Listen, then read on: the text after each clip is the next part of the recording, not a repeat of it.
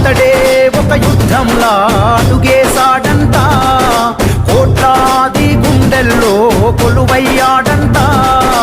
అతడే ఓ ఆకలి పేగు అన్నం మెతుకంట, అలుపన్నది లేనే లేని శ్రామికుడతడంట. తన తల్లి పాదాలకు వేల దండాలోరన్నా, తన రక్తాన్నే పేదల పక్షం నిలిపినదోరన్నా. ఈటల నీ పయనం పేదోళ్లతో సావాసం, ఓ ఈటల నీ యుద్ధం నీ వెంటే మేం సిద్ధం. ఈటల నీ పయనం పేదోళ్లతో సావాసం.